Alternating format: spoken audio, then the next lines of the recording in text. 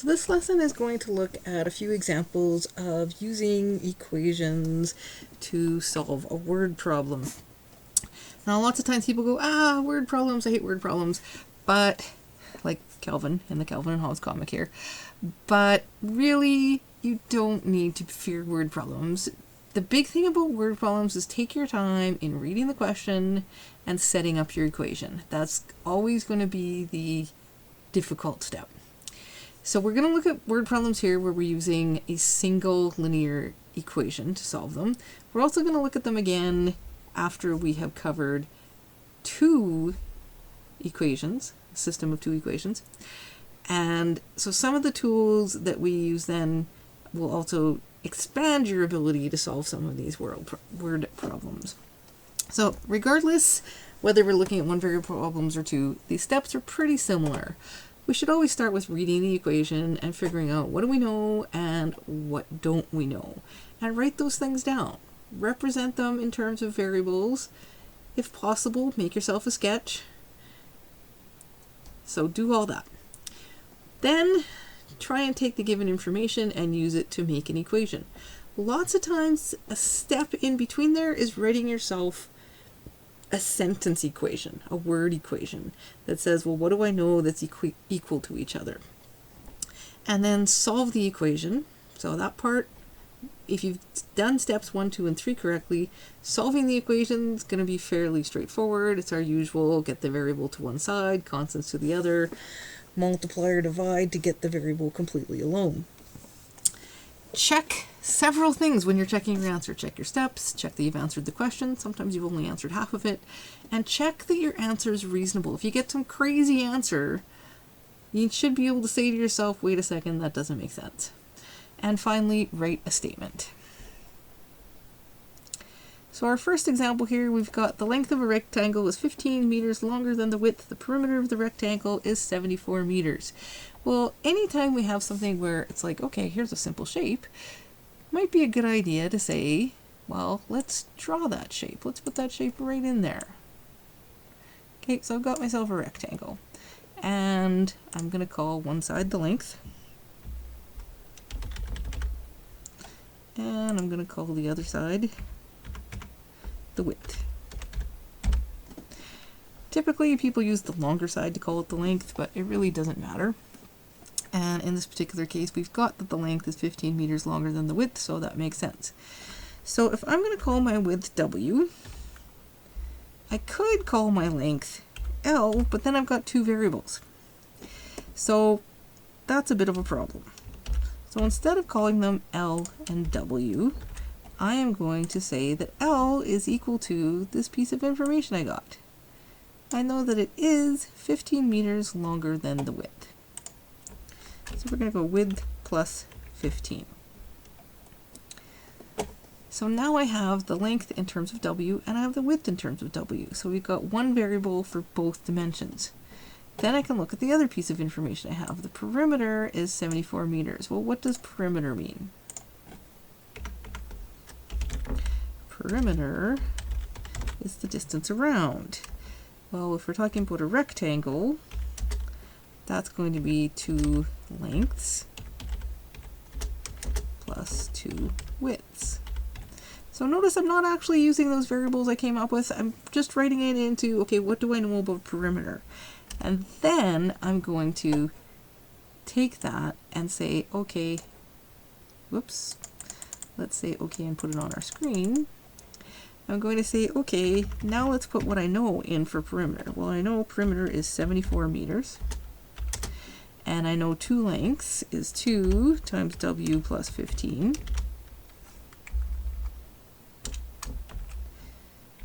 And I know 2 widths is 2 times W.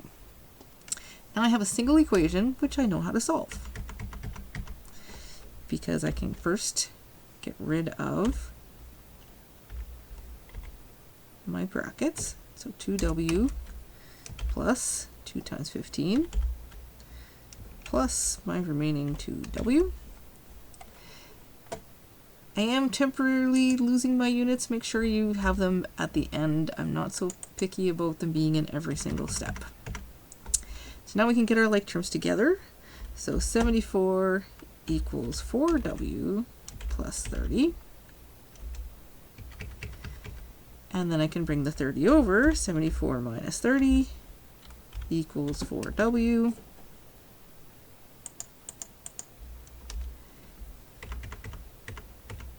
Which takes us to 44 equals 4w.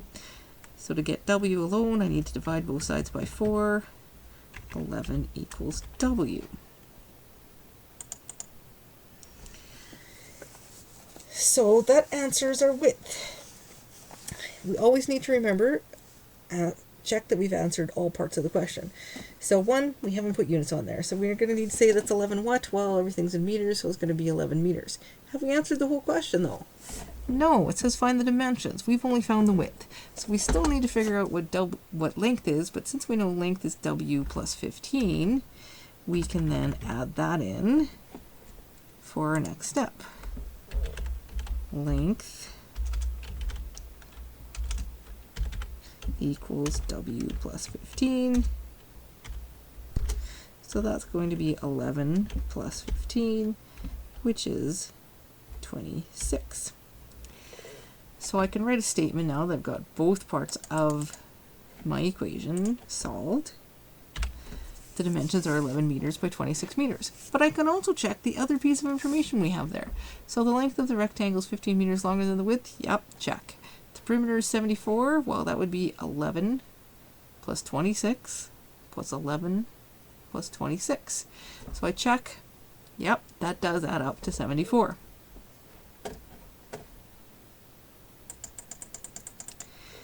Question 2 is a little bit of practice in just taking the words and making them into an equation. Big thing about something like this is not to take everything at once. It's overwhelming. If you read 3 times the larger is 4 less than 4 times the smaller, right? That's a big convoluted sentence. But we can break these sentences up into chunks. So first of all, let's figure out what is it that we are being asked to find. Well, 2 numbers. And we know that one number is larger and one number is smaller. So let's say let x equal the larger number. Let y equal the smaller number. Now we don't really want to end up with 2 variables because we don't know how to solve a system with 2 variables yet. But we can temporarily have 2 variables so we can say something about these 2. So if we look at the information we have, we've got that the 2 numbers add up to 15. So that would tell us x plus y equals 15. Well, that says if I want to know one of the numbers in relation to the other, I can rearrange that. I can figure out either x or y, it doesn't matter, and let the other one move to the other side. So I'm just going to arbitrarily pick x equals 15 minus y. So that means when I'm going to do my second equation, I'm going to set it up with that. So now my x is equal to 15 minus y. So now when I write my second equation, I'm going to put them in terms of y and 15 minus y, so that I only have one variable. So for this one, we're going to take this equation and break it into small pieces. So 3 times the larger. Let's take that little piece. So 3 times what we just said is the larger number, so 15 minus y. So there we go. And I'm going to highlight this so we have the pieces together. So 3 times the larger is. Is an important word because it tells us something else. It tells us this is where our equal sign belongs. So it's neither a big word nor a big thing in our equation, but it's a really important thing.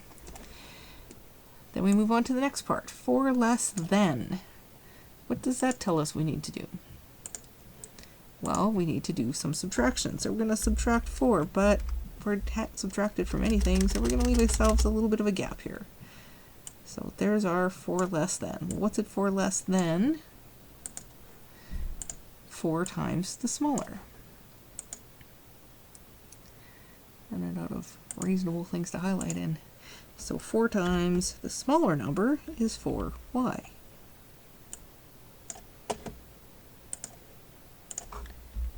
So now I have an equation that's super colorful.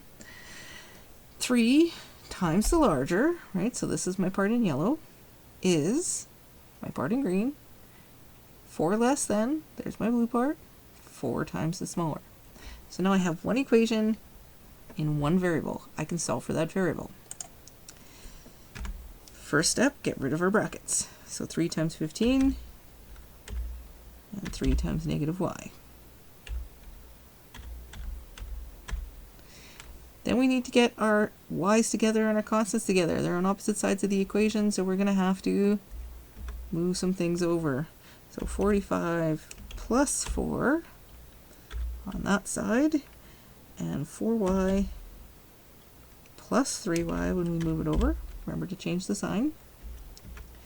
Leaves us with 49 equals 7y, and we know to divide by 7, so 7 equals y. So we've got the one number. We've got to go back, and we can see that's the smaller number. The larger number is 15 minus y. So the larger number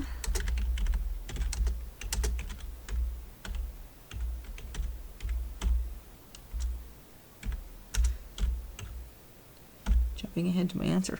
15 minus 7, this is going to give us 8. So we've answered both parts of the question. The numbers are 7 and 8. Let's check that that actually makes sense for what our statement said.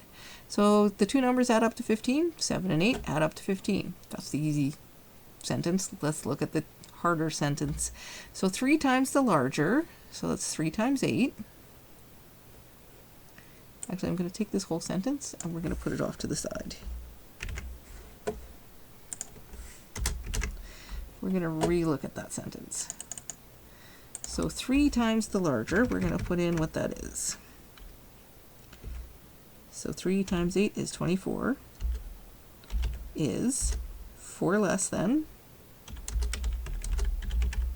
4 times the smaller. Well, the smaller is 7 times 4 is 28. So check, does that statement make sense? 24 is 4 less than 28. Absolutely. So that's just a check. Our final answer is actually this value right here. You can bold and underline our other final answer too. So this was our check.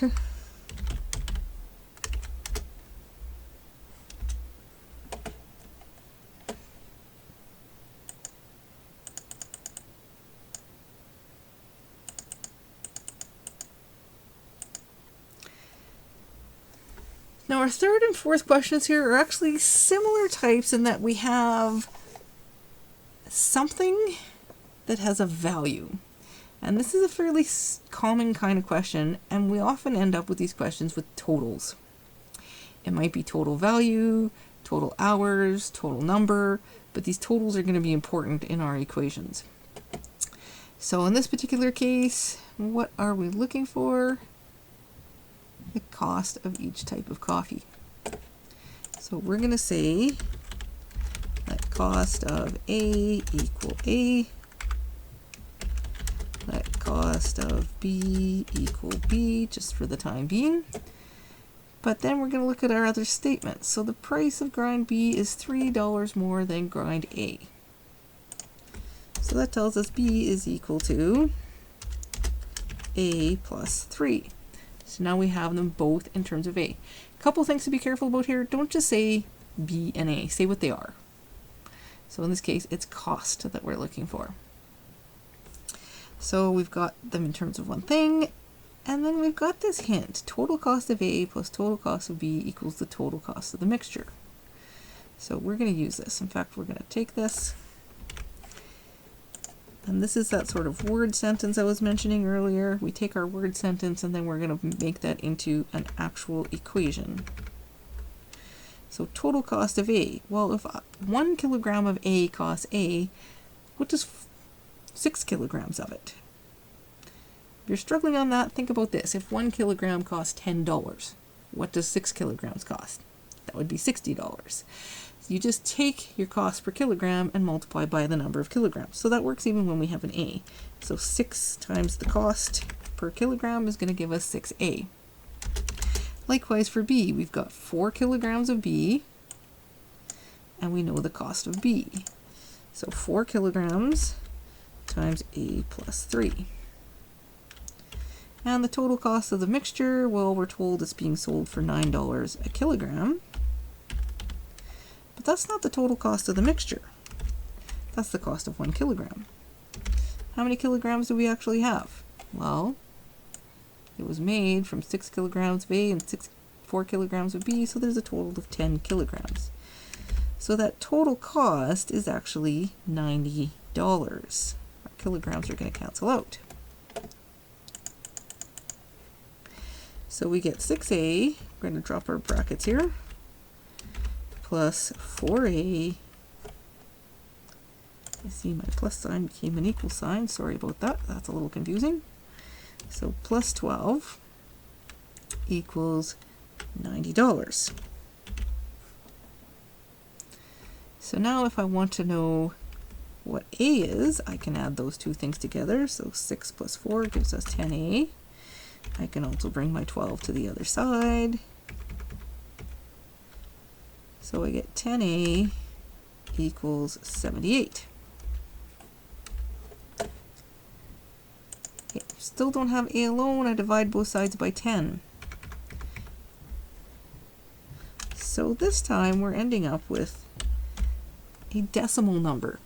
And that's definitely something you should pause and think about when you have a particular question.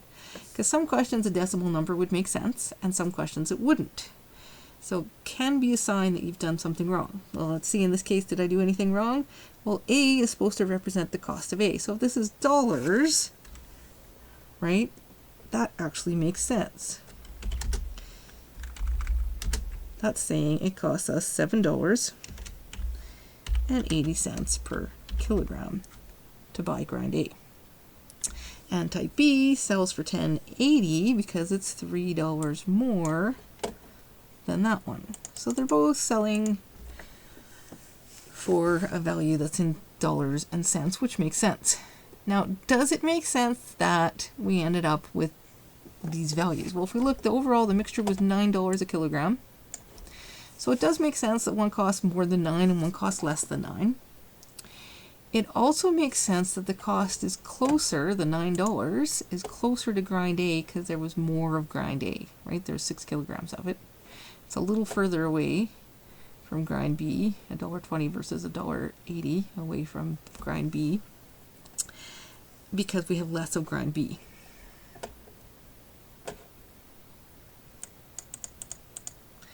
I'm going to say try question 4 on your own. It's going to be similar, but you do have to make a choice. Either choose to go in cents and change your $21.25 to 2,125 cents, or choose to go in dollars, in which case your value of your quarters is only going to be 0.25 of a dollar, and your value of your loonie is going to be 1. And just a quick, in case anyone doesn't know our funny Canadian names for our coins, a loonie is our dollar coin and a quarter is our 25-cent piece. So pause if you need to. I am going to go on and look at the answer. So again, we identify the two things we don't know, the number of quarters and the number of loonies. So temporarily I called quarters Q and loonies L, but then we saw there's 15 more quarters than loonies, so I went L plus 15. Just like with the coffee beans, we can take the value of each of these things and multiply it by how many we have. This time though, it's the number we have that's our unknown. This up here, our value is what we didn't know, but it's still the same value times the number is where we're going to get our equation. So I did it in cents, 25 cents for each quarter and 100 cents for each loonie gives us 2,125. I picked cents because then I'm not dealing with decimals. So then that quarter is actually L plus 15, right, from up here. So we can take that and distribute the 25 to the L, the 25 to the 15, and we get 25L plus 375 plus the original 100L from our loonies gives us our total value. Well, then we have some like terms. 125 for our L's, because 100 here and 25 there. The 375 I can bring to the other side. Don't forget we're subtracting it then. So we get 125L equals 1750. So if I want L alone, I've got to divide by 125. Now a little tip here, if you get some kind of equation like this where you're dividing and you're like, I'm supposed to be doing this without a calculator, we can reduce. Right? We don't have to do the division all at once. You can say, well, I can see those both divide by 5. So 1750 divided by 5 will leave me with 350. And 25 divided by 5, sorry, 125 divided by 5 will leave me with 25. I can see again, we can divide that by 5. So 350 divided by 5 leaves us with 70, and 25 divided by 5 leaves us with 5. So if you're doing this without a calculator, you don't necessarily have to do long division with 125. You can use reduction.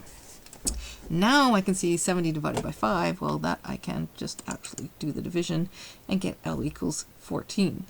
So that tells us how many loonies. If we got a decimal on this one, we'd know we did something wrong because it's the number of coins. So our quarters is 15 more, so we're going to have L plus 15, or 14 plus 15, gives us 29. Maybe I'll write that equation in there. Number of quarters equals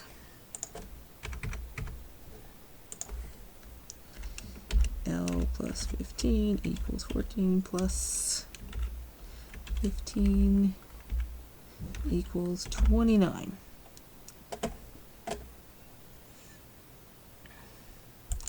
And the last example in this series, again, I encourage you to pause it and try and figure it out before you move on to the answer. So we've got 3 chemical equations. I'm just going to call them volume 1, volume 2, and volume 3. So that's what the V's stand for. I guess I could have said volume. Let's do that.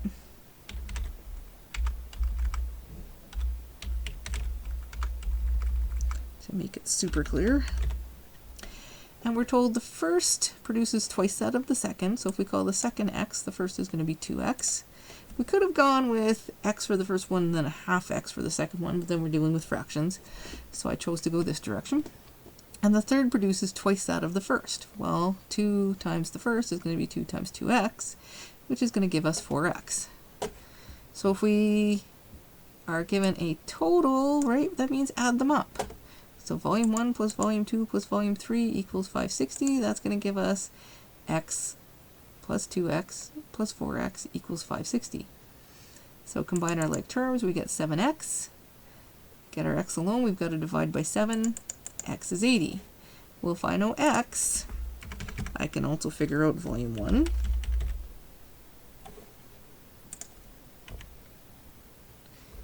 Is going to be twice that.